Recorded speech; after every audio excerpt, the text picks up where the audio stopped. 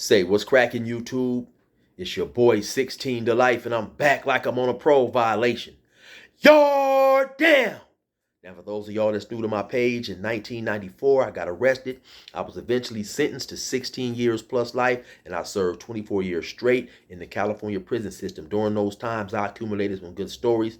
I'm going to share one with y'all today. If you like the story, be sure to go to the like button, leave a comment, subscribe. Most importantly, hit that notification bell. That way, anytime I drop a story, you will be notified ASAP, and you can hop on it whenever you're ready. Also, if you enjoy binge watching, you want to catch up on some of my older content, and I definitely got some great stories, riot stories, fights, interviews with prison guards and other ex-cons.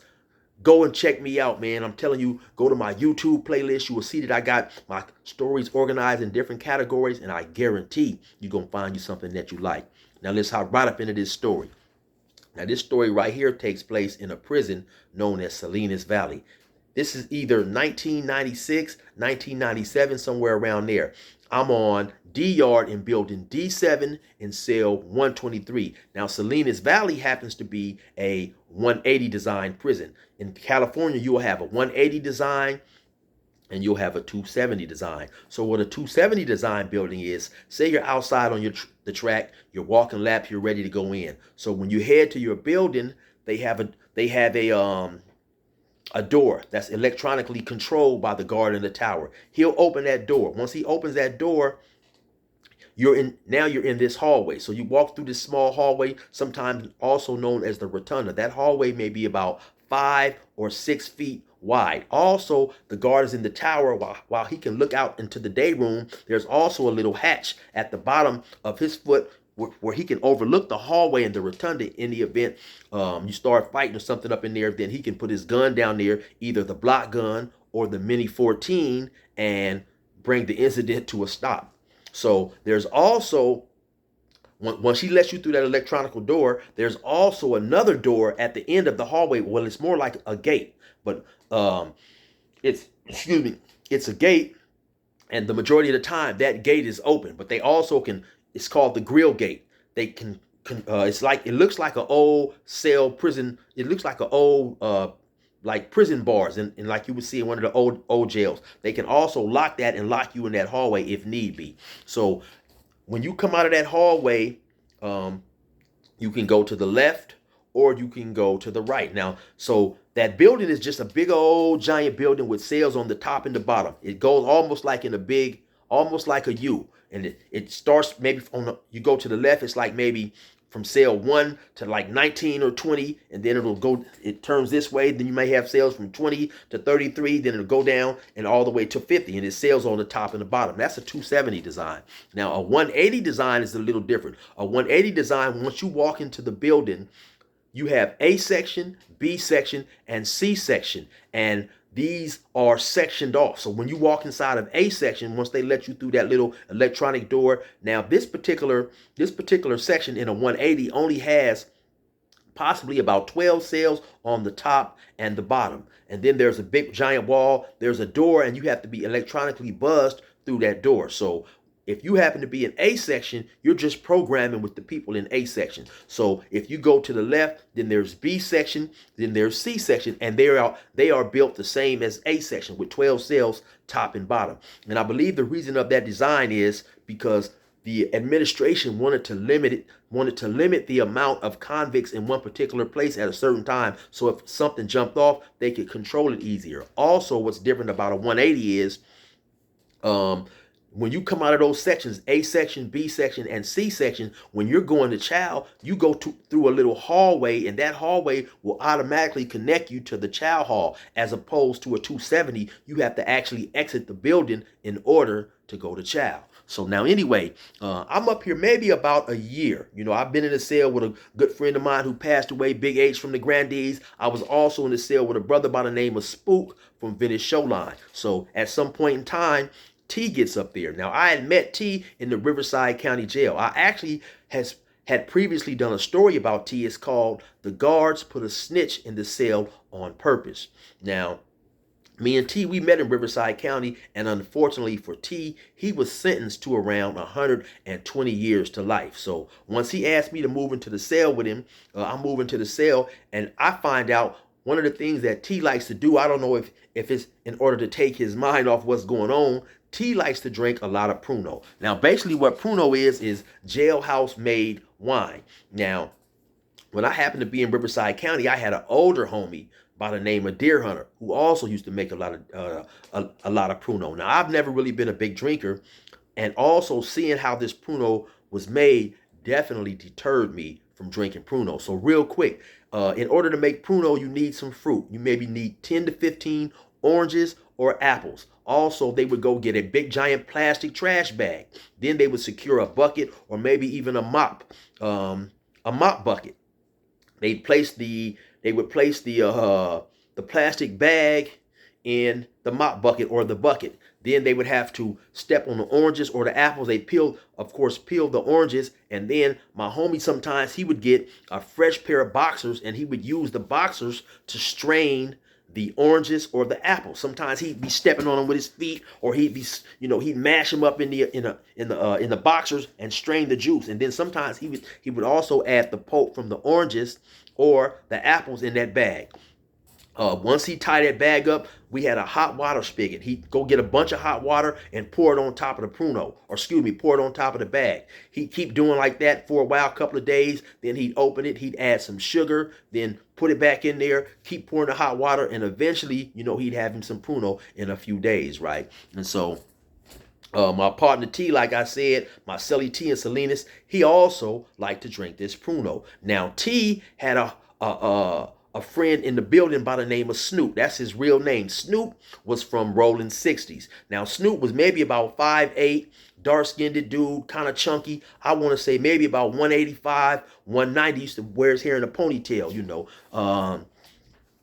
Now, Snoop in the building had some type of arrangement with this white dude for those guys to make Pruno. I believe that Snoop some type of way would secure the necessary items to make the Pruno. Then he would give all the items to the white dude. The white dude would make the Pruno and take the risk of getting in trouble, of having it in his cell, so on and so forth. And then once the Pruno was all made, I guess he would give Snoop an agreed amount that they had agreed upon before everything was made, right? And so now one day in particular, we're in the cell. Now I believe Snoop happened to be a porter in the building. A porter is basically a janitor. And so one day, now we happened to be locked down. I don't know why we was particularly locked down or whatever, but we just happened to be locked down. So T is asking Snoop, hey man, what's up with the Pruno, man? What's up with the Pruno? I guess, they both had realized or had already talked about the Pruno being ready that day. And Snoop was like, oh, don't trip, cuz. Now Snoop was like a super crip, you know what I'm saying? Yeah, cuz, what's up, cuz? Don't even trip, cuz. We gonna get that to you, cuz.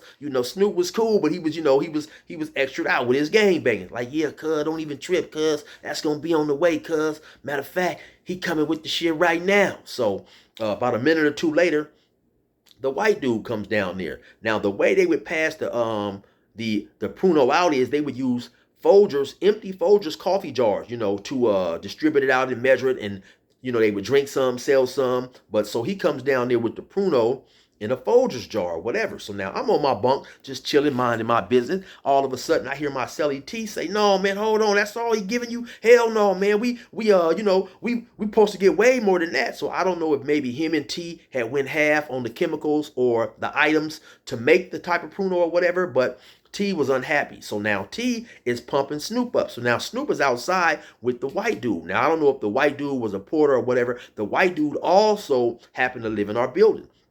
Now, the white dude probably was, I'm going to say, maybe about 5'8", medium build, maybe about 160, 165 or whatever. He's like, dude, bro, I'm telling you, bro, this is what we agreed upon, bro. You've been giving me the stuff, bro. We've been doing it like this, dude. Here, bro. So, it seemed like originally Snoop was cool with it. Excuse me. But once he got my celly in there pumping him up, like, no, man, hell no, we supposed to get way more than that. So then Snoop is outside the cell like, nah, cuz, you've been working me, cuz.